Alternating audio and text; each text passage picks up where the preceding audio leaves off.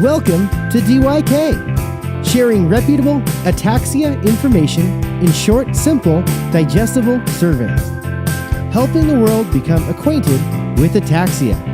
With your host, Dana Mauro. Hi, everyone, and welcome to another episode of the Did You Know podcast. I'm here in Philly, and look who I found. I found Kyle Bryant. All right, yeah. I'm so excited to be talking with you today. I want to share your story with everybody out there, those that know you, those that might not know you, and I'm really excited that you had a few minutes to spend. Yeah, absolutely. I love this format, on audio, and we can have like a long conversation and get into stuff. And be real and look at each other in the eye and share together. Right. So yeah, I love it. We have a lot of history. We met about 10 years ago. You had rode into Seattle on your trike.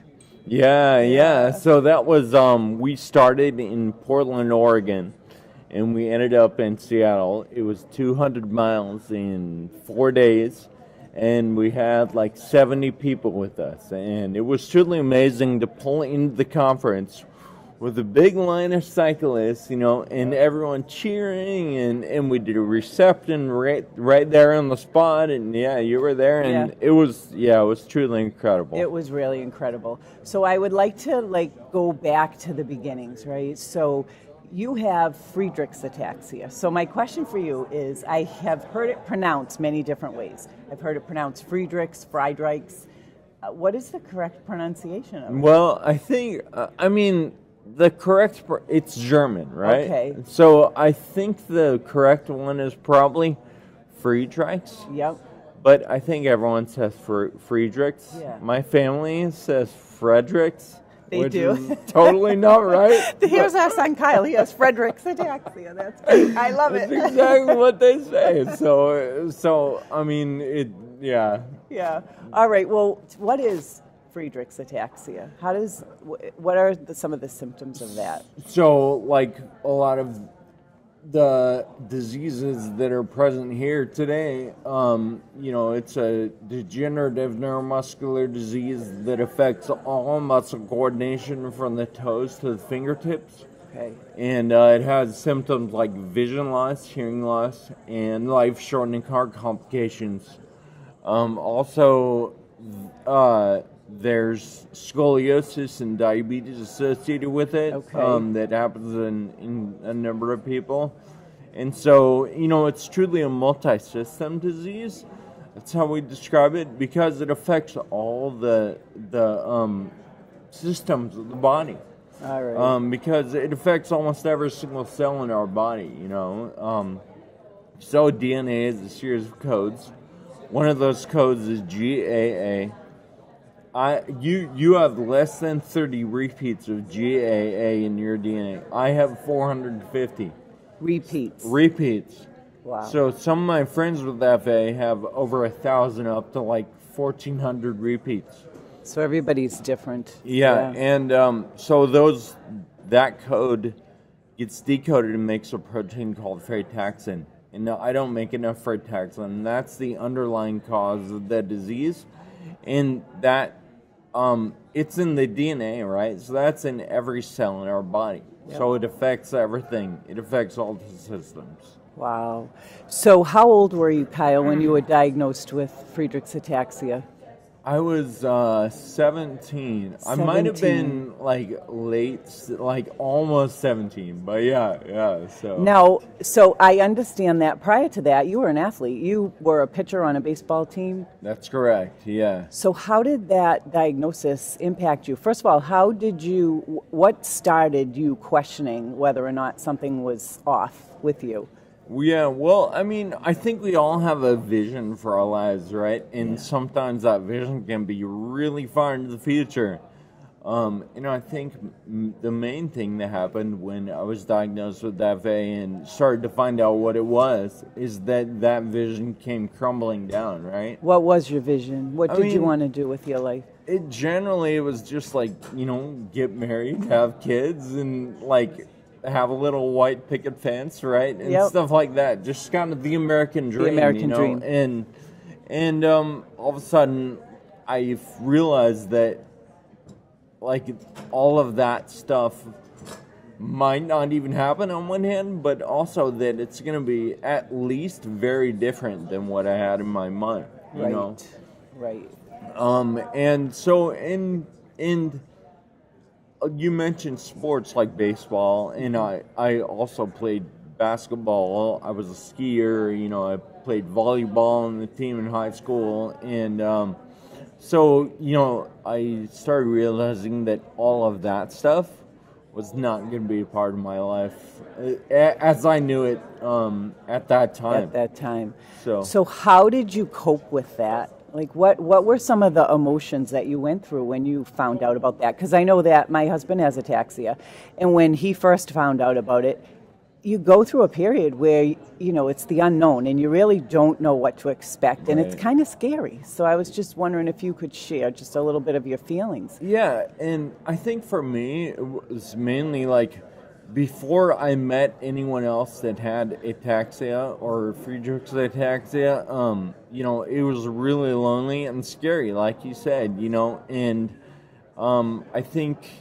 we were all just scared for the future and not knowing what was, because all we had to go off of at that point was what you read online. Right, and you don't know if it's reputable. Well, and it's like the most terrible things, like, you know, I'm in a wheelchair now, but at that time, to think I was ever going to be in a wheelchair was like the most terrible thing, right? And you're probably going to die a premature death due to heart disease and all these things.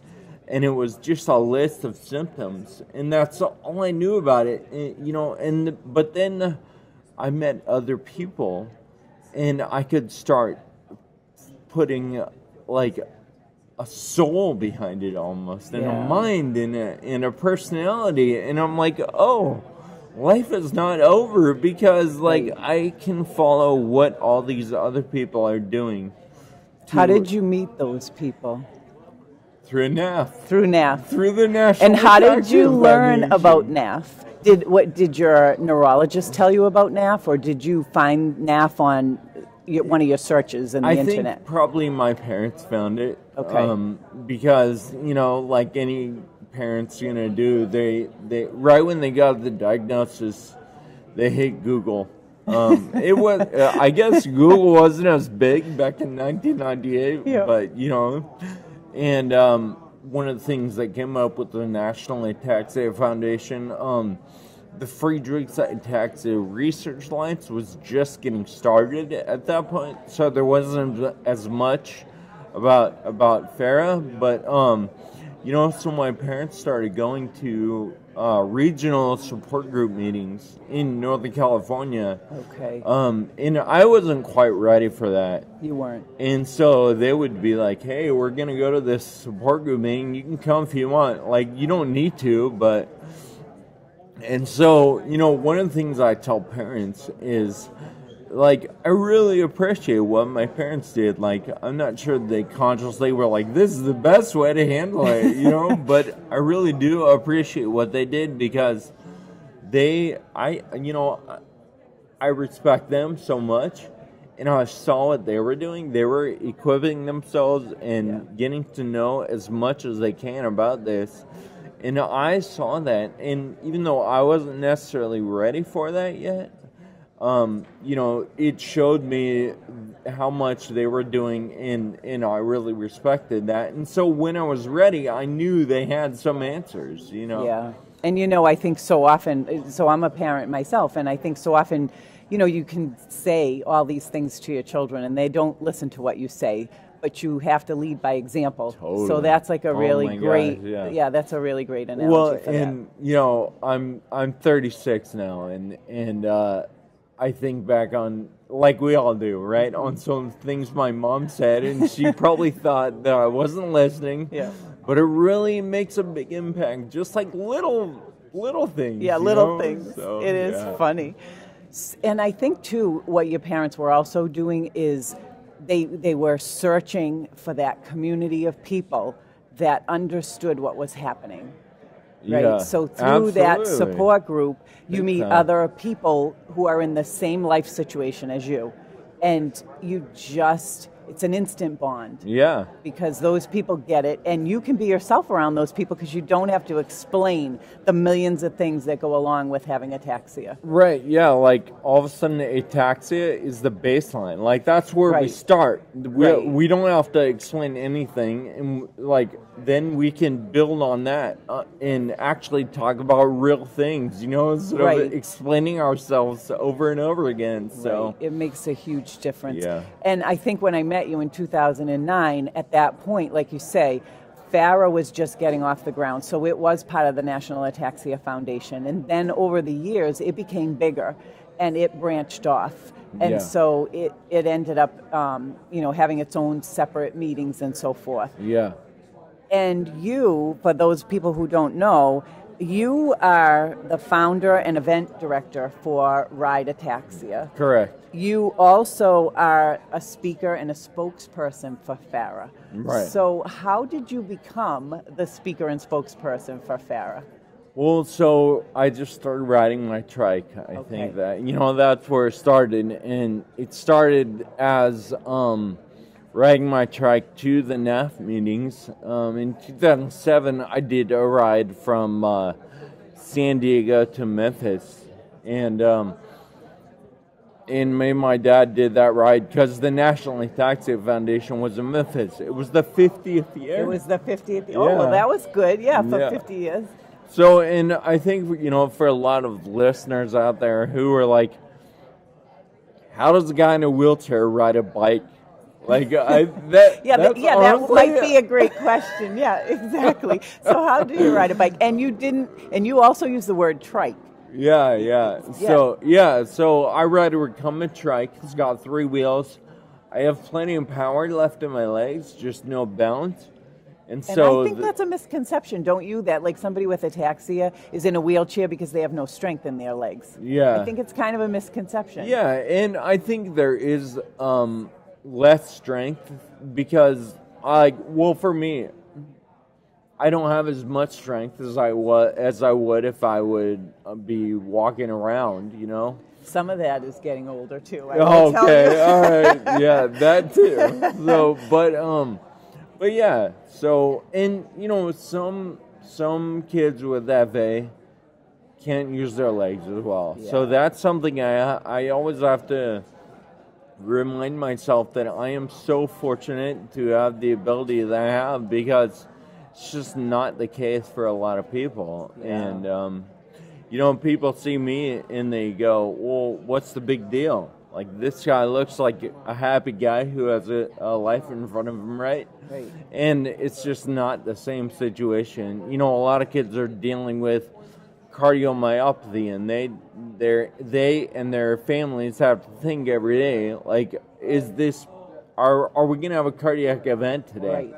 Right. Is this going to become a life-threatening situation at any moment, Or, like I said earlier, a lot of people deal with vision loss and hearing loss, and that's just a constant thing you have to deal with. That's something that I don't yet have to deal with. So I have to put it into perspective for sure. Yeah, for sure. And, getting back to how it came that you ended up being the spokesperson for FARA, I mean, personally, I would say it's because of your energy and your enthusiasm, and you're also very inspirational. When I met you, that was my takeaway, is that, wow, he's really not defining himself through this ataxia. Yeah. He has a bigger cause, a bigger mission, and I just was so inspired after talking to you. Yeah. It made me want to do something. Yeah. So I don't know if that's the reason why you became the spokesperson, but that would be my... Well, I think that I just had a mentality of, all right, I've got this thing, it's not going away. Yep. I'm going to take it as far as I can. Yep. And, maybe this is part of my purpose. And, that's kind of how I looked at it. And I think that has allowed me to use it to enhance my life rather than, rather than a bad thing that's gonna, only limit me. I truly think, like, I never would have ridden my trike across, or bike or whatever across the country if I didn't have FA, right? So, like, at that point, none of this stuff, like, I wouldn't be doing any of the stuff that I truly, truly love. We wouldn't be talking. Yeah, we wouldn't be talking. You're right. You're right. You're right. Yeah, but so, I mean, I think that, and I've been thinking about this lately, and, like, in the beginning, I was like, I even said to one of my friends, I don't want FA to define my life. Right. And now here I am, like, I'm whatever, like, I've defined my life on FA, right? And maybe that's not true because... I think it's different. Yeah. I think it's different. I see somebody as letting an illness define them as someone who is very isolated and feeling bad for themselves and not wanting to put themselves out there. And so I feel like you are defined by ataxia through the good work that you do. So I see it's different. Yeah. Yeah, I feel like you've got to fully embrace it. And you know what? To tell you the truth, I haven't fully embraced it. I don't think that's a thing to fully accept. I think it's a daily process, right? Yes. But I think the more you can accept and go into it rather than run away, I feel like it brings richness, I think, to your life. Like, as you guys know, I'm preaching the choir here. I know, but there are many people out there that are listening to us and watching this that don't have that perspective. So this is helpful for them to hear. Yeah, and, I was talking to John earlier, and he was, we were talking about disability and how do you do it? How do you put your brave face on, and it doesn't even seem like you have that FA. Like, it doesn't affect you as much as me or whatever, and I don't know, I don't see it as disability as much as just a different life, like than I used to have, or than I had in my mind, and you had in your mind. And so it's taking a different path, but it's not good or bad. It's just different. It's just different. Yeah, and I'm going to take what I have as far as I can. Now, you bring up something that's a really interesting point, though. So people see you. You are the spokesperson. They see you on Facebook. You have that great podcast, The Two Disabled Dudes. So they look at you and they say, boy, here's someone who has FA, but they're like a little Energizer bunny. They're here, they're there, they're involved in all these things. They must not be that impacted. And so I'm wondering if you can share with us, what does it take for you to do some of the things you do? Like, after you do them, what happens? Well, like, for example, if I'm, oh my gosh, on stage or something giving a talk, I crash so hard after that. I'm like, I need to go to bed. Right. And so more and more, I think the energy thing is affecting me. FA is an energy deprivation disease. I talked about Friedreich earlier, right? Yes. And Friedreich makes energy for all the functions of our body. And is it in the mitochondria? Yes. Yes. So I know something about that. There you go. People with mitochondrial disease have very low energy and can't, depending on where they're impacted in their mitochondria, they might not make enough energy. They might make the energy, but it doesn't get transported to the right places. Right. So that's exactly like FA.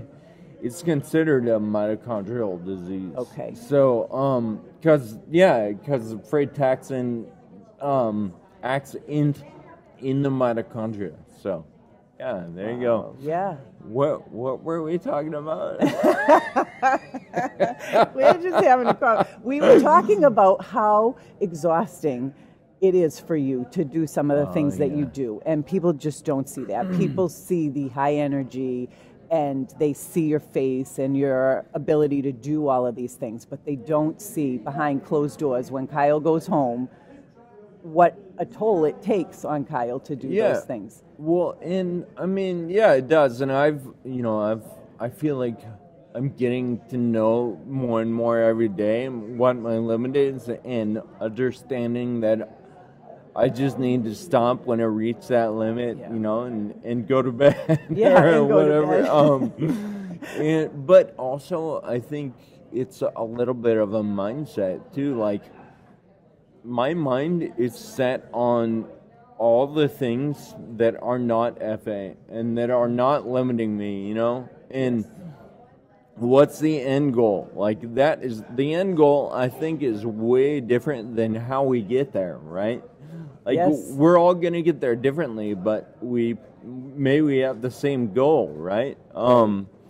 And so I have my mind set on the end point a lot, and then I just figure out how to get there, whether it looks good or not. Right. Well, I saw something one time which is really applicable to this. They said success isn't a direct line. It looks like this. Right? Absolutely. And so you're absolutely right. For everybody, you're not just going to go straight to your end goal. Right. What is your end goal, Kyle?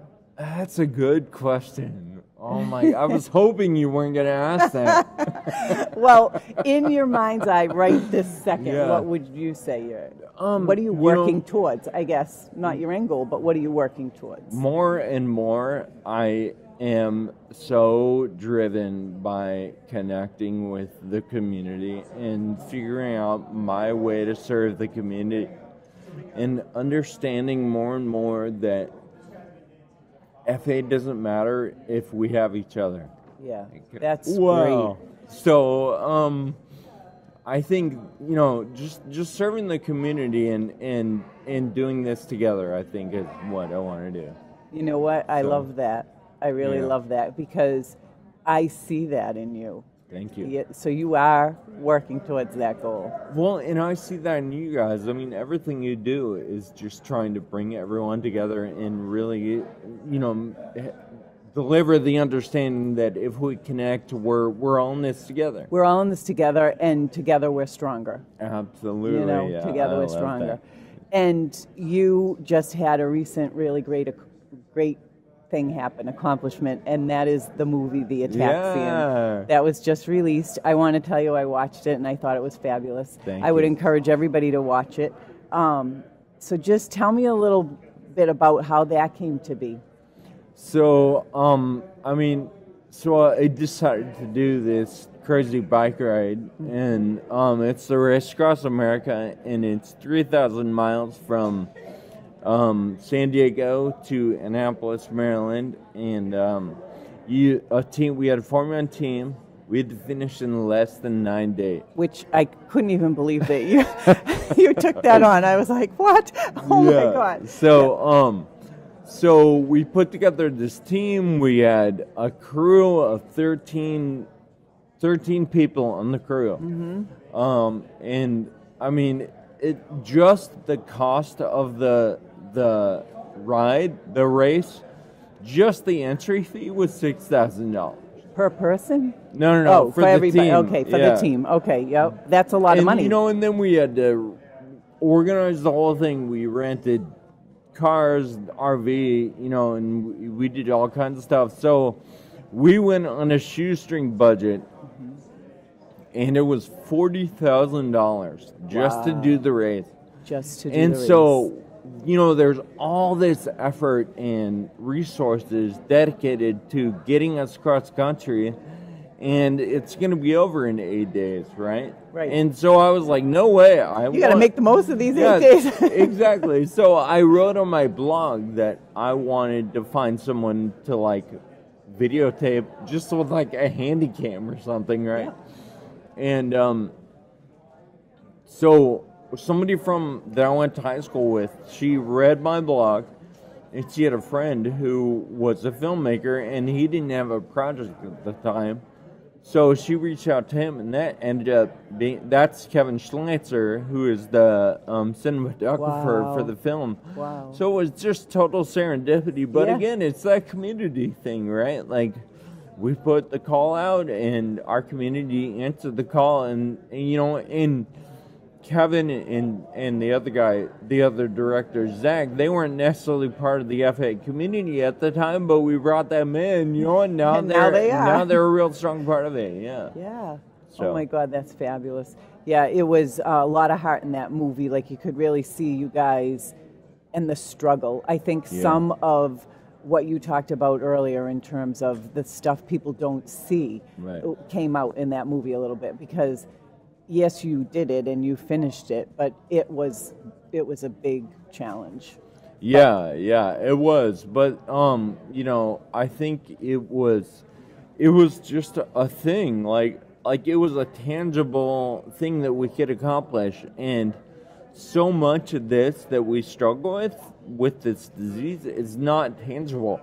Yes. And it feels like there's nothing you can do. You know what? Maybe there isn't for some of these things that we deal with, right? But this was a thing we could do and actually feel it and make progress and do it for a reason. And so I guess the point of that was that it didn't seem as big as all the other stuff that we deal with, right? And then all of a sudden, it puts it in perspective. Yeah. Like, this bike race is doable, even though some of these things we can't figure out or immediately.